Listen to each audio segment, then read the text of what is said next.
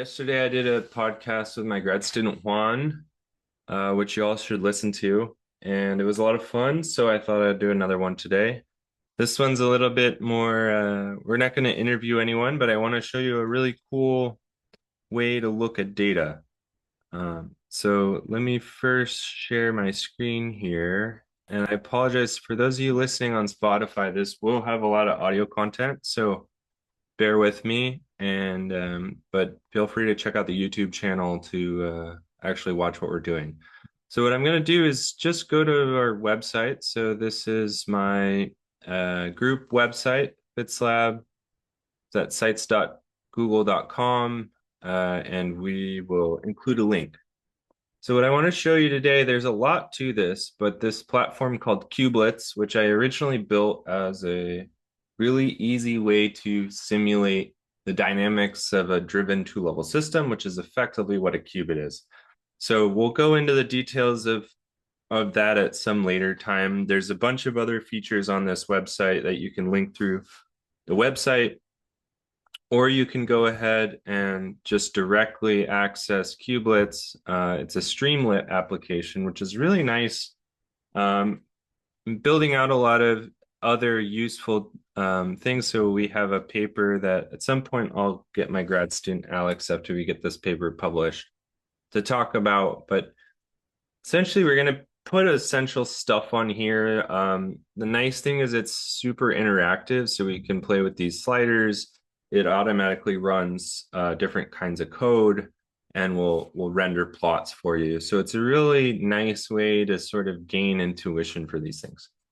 But today, what I want to talk about is a kind of neat side project that I built out where you can turn any image into a sound clip. And a lot of this was inspired, so you can go to this Streamlit application slash Sonify, and you can either upload your own images, so you can drag and drop or click and browse files. We also have some preloaded images here. So I was inspired because there's a lot of data that sort of naturally ends up being in the range where you can listen to the data. So it doesn't really matter what the data is. That it just so happens that the frequencies of oscillations in that data set are in the audio range. And I think it's a really interesting way to look at data.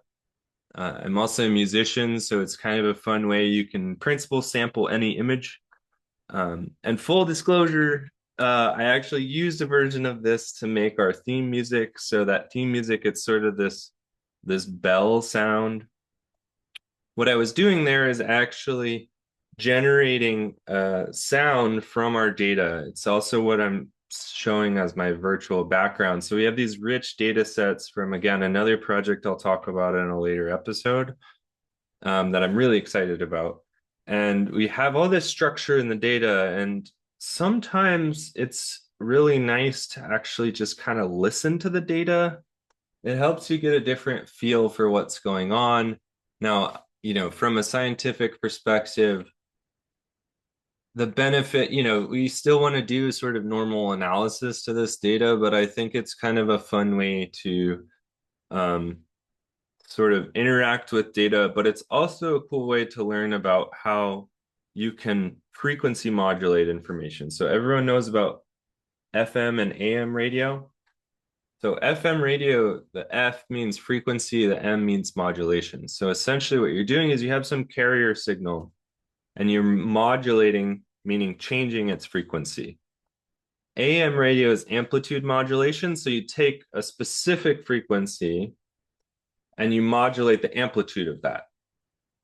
And that's effectively what we're doing in this application. So let me show you what I'm talking about. And so we're going to start with some nice data from a preprint of a paper that we have. So this is just a cut of some of the data. You can find the source by clicking this link here, and it'll take you to our preprint. But this is sort of just a random data set that we gather from our experiments shown in color here. So what you can do in this application is you can pick a time duration. So that image has a certain X and Y extent. We're taking those pixels. So again, this is really cool because you can take literally any image you want.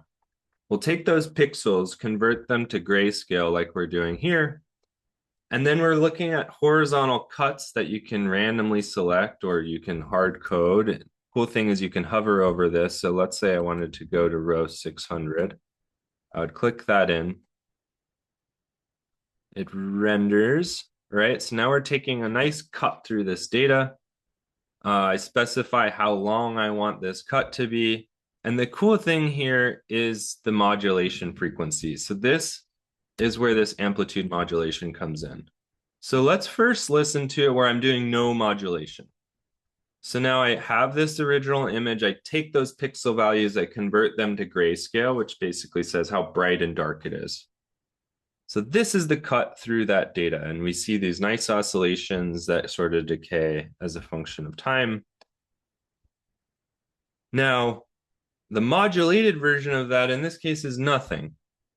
So if I try to listen to this sound, I get this.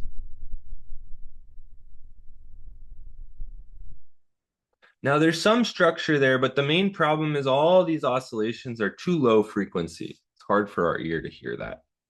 So what I'm going to do is I'm going to move it up to, say, 65 hertz. Now we take that original signal, and now this amplitude of the signal that we generated from the image is modulating some 65 hertz signal. Now we can look at that in the frequency domain. There's a lot of additional analysis we can do, and if you're interested, this GitHub repository is all open access, and feel free to also leave a comment. So here's what that sounds like now, modulated up to 65 hertz.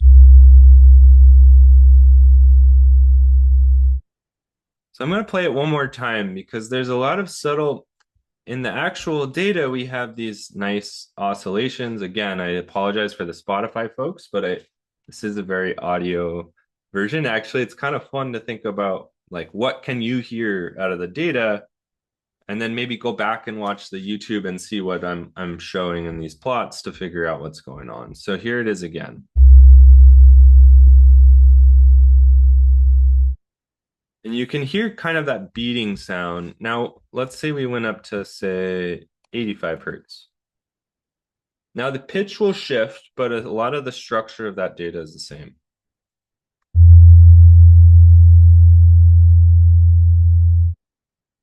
And that one started vibrating some stuff in the room that I'm in. Okay, so that was kind of where we originally came from this. And I want to show you a really cool sort of natural data set that has this structure. So I'm going to look at, I pull a lot of these sound clips from LIGO, which is a very, very cool instrument that actually recently measured very, very intense astrophysics events. In particular, they measured for the first time the merging of two black holes way out in the universe. And the crazy thing, and this is not this really, I'm not going to go into all the physics of this too much, but everyone knows the familiar E equals mc squared. Well, what does that mean? It means that energy and mass are related through a very large constant, which is the speed of light squared. And so in this particular black hole merger, what they're measuring is actually subtle distortions of the entire fabric of space-time that we all live in. There's tons of videos on this, but it's a really crazy concept. So it's a really big interferometer. There are multiple of them so that you can sort of corroborate signals that you're measuring. And the cool thing that I really love about this is that the first event that they measured was an insane event. If you look up, so we're going to be playing the audio clip GW150914, not a very original name, but when you look that up, this Wikipedia page says this is the first observation of gravitational waves. And it was measured in Hanford, Washington, and Livingston, Louisiana, with separate experiments. It's important that they measured those, at two different places. That helps them triangulate where it's coming from. but it also helps sort of validate that this is a real signal and not something intrinsic to their system. So this was measured on the 14th of September 2015. And the crazy thing about this is going back to the E equals MC squared, this event started with two black holes. If you add up those masses, and then you talk about the mass of the black hole that was left over after they merged together in this crazy event, there was a difference in mass of 3 of our solar masses. So our sun gives all of the energy on the Earth through a fusion process that spits out light. That's a big star. It's not big compared to a lot of stars, but it's a big star. And now that thing is spitting out tons of energy all the time due to a fusion reaction where there's an incremental amount of mass difference. And that's spitting out a ton of energy. Hopefully one day we'll be able to harness fusion on the Earth to give us a nice clean source of energy. But 3 times the mass of the sun was in a very short instant, a few seconds, as we'll see, turned instantly into energy. And that energy was emitted in terms of all sorts of radiation, but also the ripple of the fabric of space-time from that propagated 1.4 billion light years. So this happened a very long time ago, and we measure this small blip of the distortion of space-time. It's one of the craziest things that I know about, and now we're measuring multiple of these. It's insane. So here is the audio file.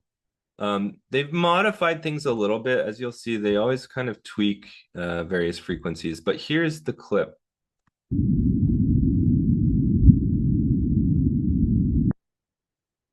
So I'm going to play it one more time. Is this event that we're talking about? It was a very, very brief event, but a cataclysmic event that happened a very long time ago, very far away from here. And we just recently felt the blip. We all felt that. Anyone watching this video, assuming you were alive in 2015, felt that blip. That thing propagated through you. And so check this out. So I'm going to load in. I actually sort of did a reverse process. I took that sound clip, turned it into an image. Now, this is kind of a boring image because it's just one trace of sound. Let's play it unmodulated. So the cool thing about this sound is it is naturally in the audio frequency. So here's what it sounds like.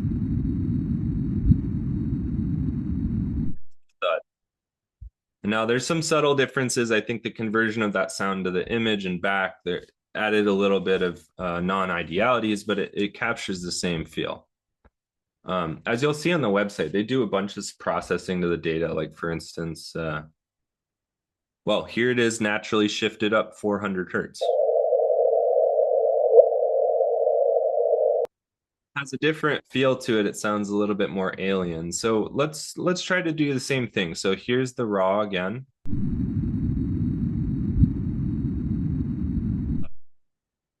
Now let's shift it up 400 and see what happens.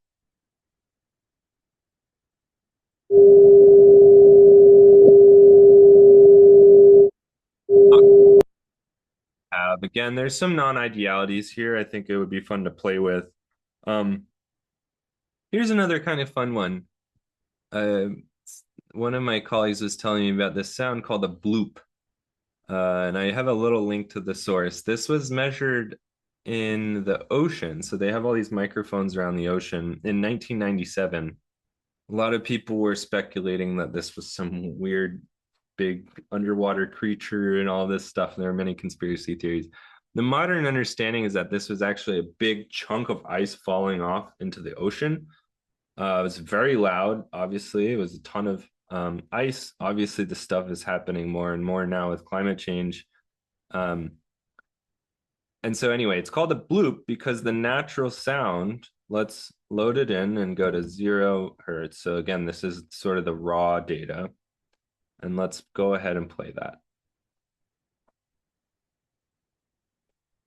Give it a minute to load. .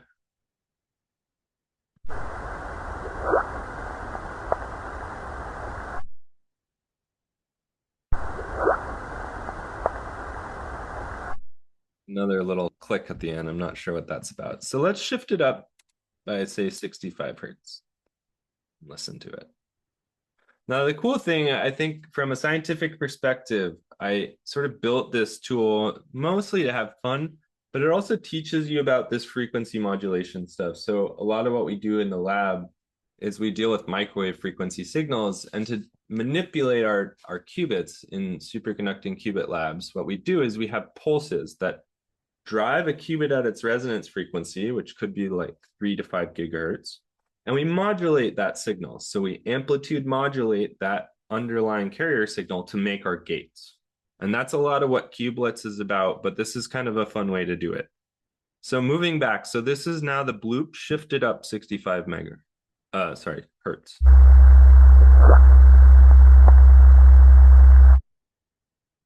Now here's a kind of fun one. We can put in all sorts of things. Here's Mona Lisa.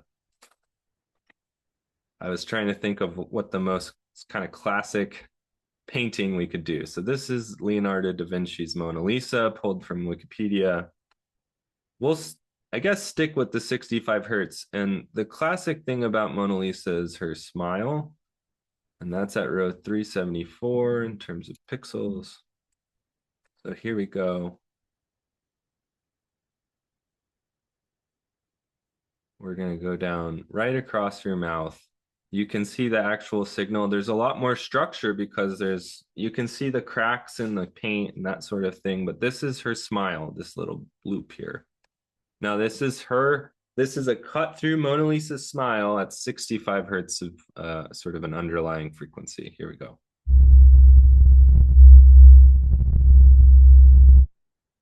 So maybe it's not the most compelling sound, but I think it's a really cool way to interact with data and understand how amplitude modulation and frequency modulation work. So you can upload anything you want. You can download all those clips. Here's our little logo for QuBlitz. This one's a little bit less interesting. But the point is it's flexible. You can do. I think it's kind of neat that you can now sample sort of any image. It's sort of a form of synesthesia, which is a neurological condition where you mix you often mix auditory, visual, or some taste, but the point is a mixing of senses. And so this one for me is kind of a mix of visual and audio. We can take audio signals and convert them to images, and you can do the reverse process. I think it's really fun and a cool way to learn about some of the sort of electrical engineering tricks that we use in our lab. So I hope you enjoyed this, and looking forward to having you all play with it, and stay tuned for more episodes.